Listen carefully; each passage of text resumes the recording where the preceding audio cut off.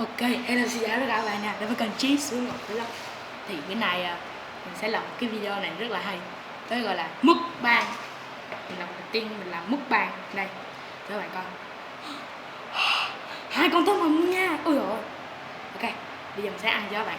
Khoan, trước khi cái video này á, thì các bạn hãy nhớ bấm like, share và subscribe nha các bạn. Bây giờ thì ăn thôi.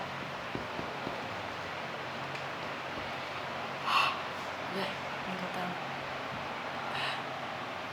Rồi trong cái mukbang ngon.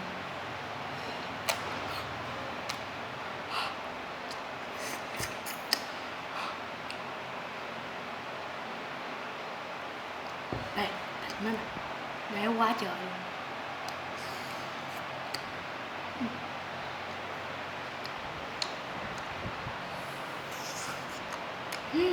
Ngon tuyệt vời luôn.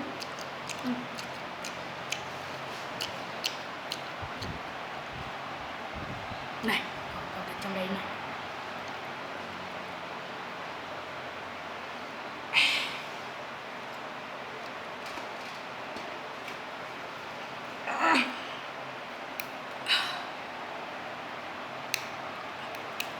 Đợi tí nha bạn.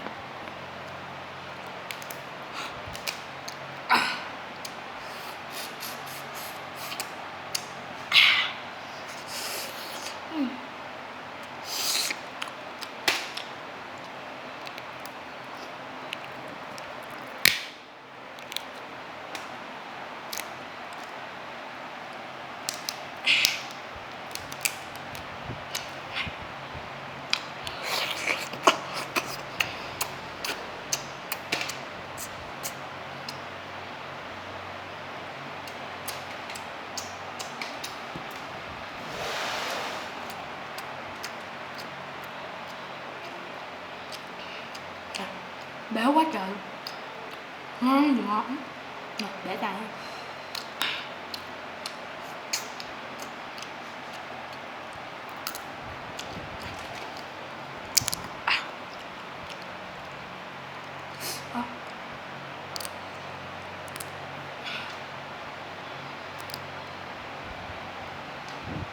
Biết xíu rồi. Để tí nha bạn. Ok, nha bạn. Rồi, hai con,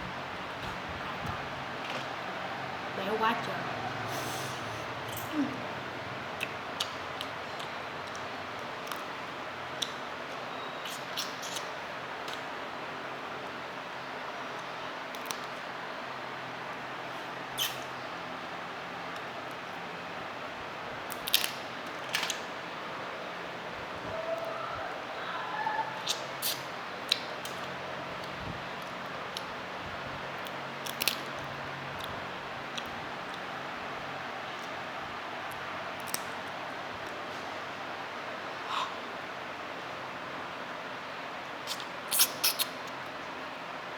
Còn xương.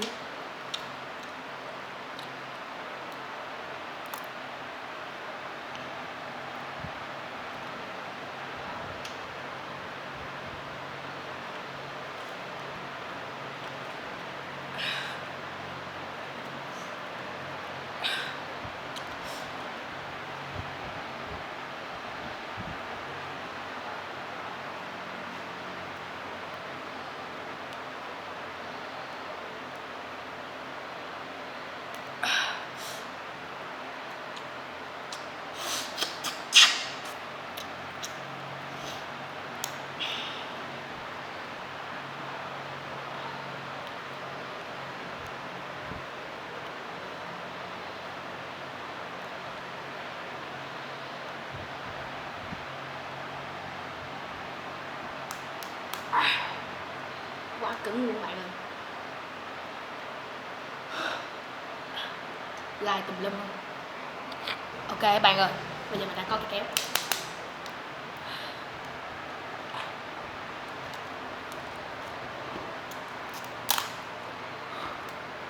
Ôi.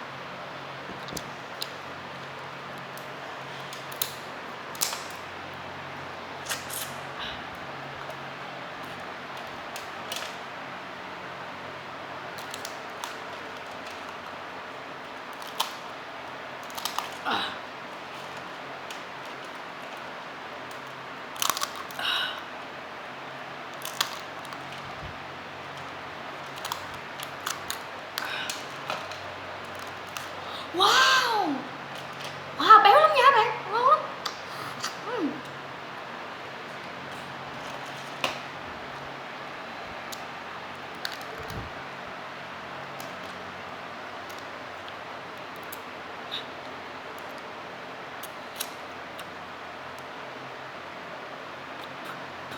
Chị béo thì ngon lắm nha bạn.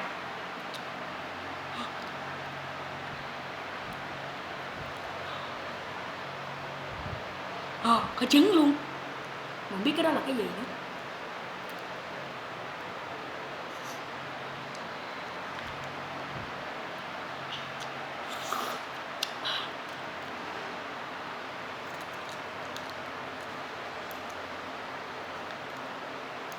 Trời ơi, các bạn ơi, trong đây có thịt. Wow. Nè.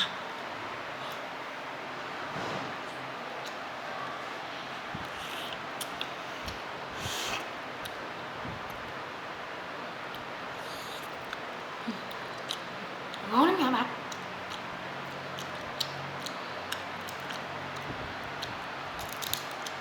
Nè, xương sườn của tôm hùm.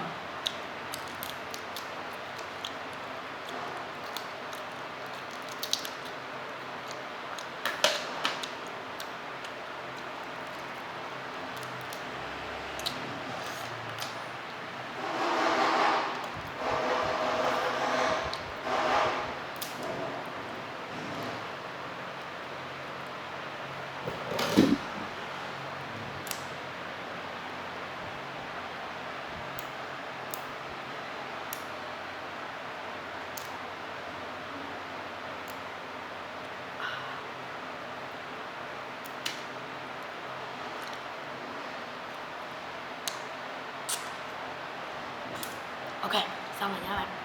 Tới con tàu thứ hai. Đó. Mình đã ăn hết một con, tới con tàu thứ hai.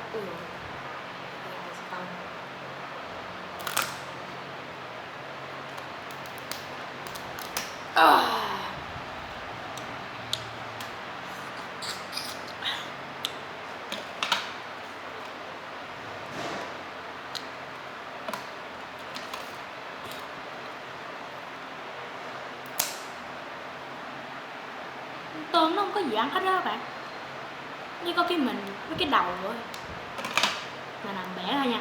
Nè. Ôi, nước không. Nước không nha bạn. Ui, nước nó ngọt lắm nha bạn. Ngọt lắm, ngọt cực kỳ. Này. Ui.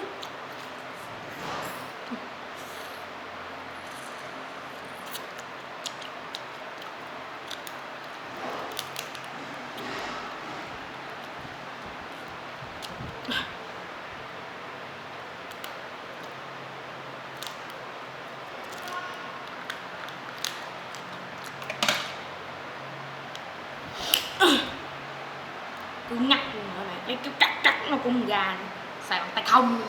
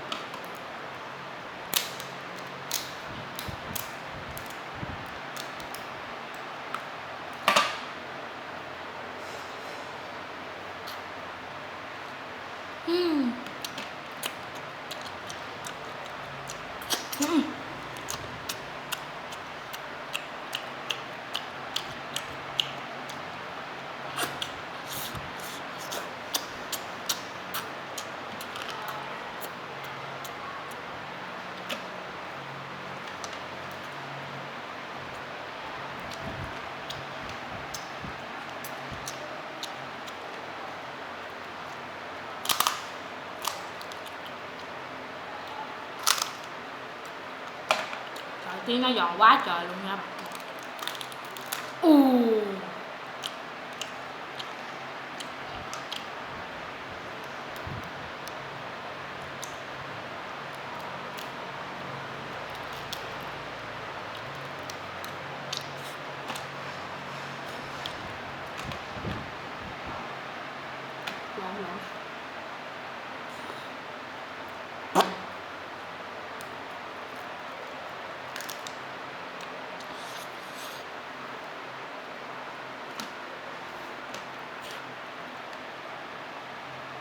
Đây, tôm thứ nhất nó vẫn còn thịt nha bạn.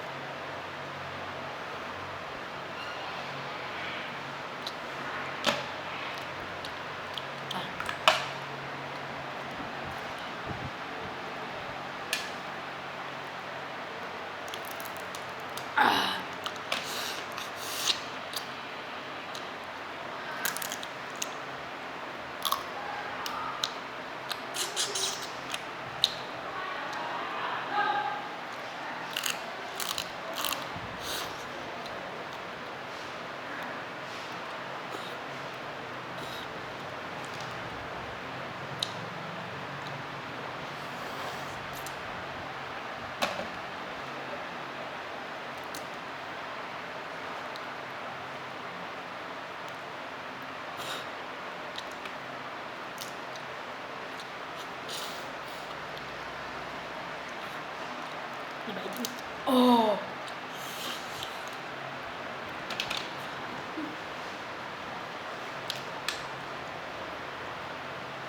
Ok nha bạn, bây giờ mình ăn xong rồi, không còn gì để quay nữa. Cái bài chiến trường đó. Nếu như mà các bạn thấy cái video này hay á thì các bạn hãy nhớ bấm like, share và subscribe nha bạn. Bye bye bạn nha.